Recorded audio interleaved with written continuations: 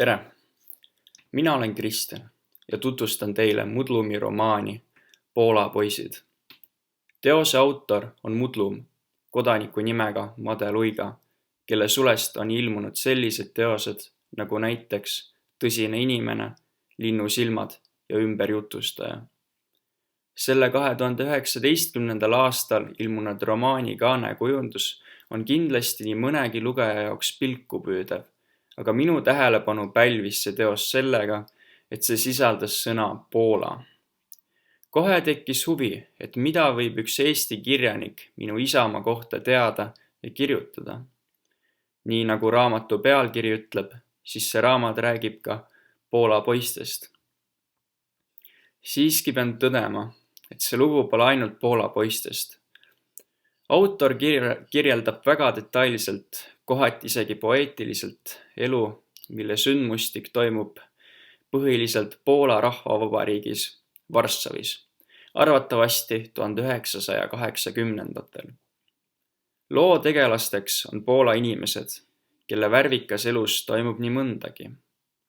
Minu jaoks olid need noored inimesed, kelle boheemlaslik anarhism tegi nendest väga põnevad tegelaskujud.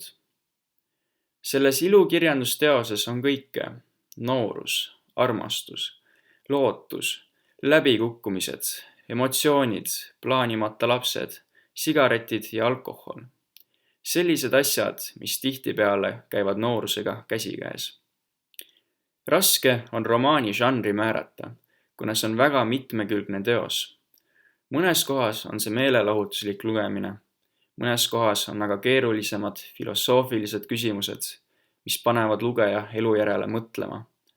Minu kui Poola kodaniku jaoks oli kerge aru saada erinevatest poolakeelsetest fraasidest ja Poolaga seotud varjunditest. Võib-olla tekitavad need kohad tavalise lugeja jaoks rohkem küsimusi, aga laia silmaringiga inimene mõistab teose stiili ja varjundirikast keelt. Romaanis on ka palju sellele ajastule omaseid probleeme.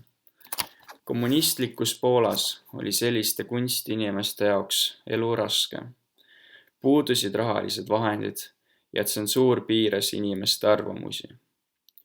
Tegu polnud siiski materialistlike tegelastega. Mõnele tegelasele piisas sigarettidest ning sellest, et sai mingit kunsti luua, midagi kirjutada või päevad läbi oma ilusaid mõtteid mõelda. Romaani Poola poisid soovitan kõigile, keda huvitab sellele ajastule omane temaatika. Kindlasti annab see teos mingi ülevaate Poola kultuurist, ent hoiatan, et tegelastesse ja jutustusse tuleks suhtuda kriitiliselt ning mitte siduda seda tegeliku Poolaga.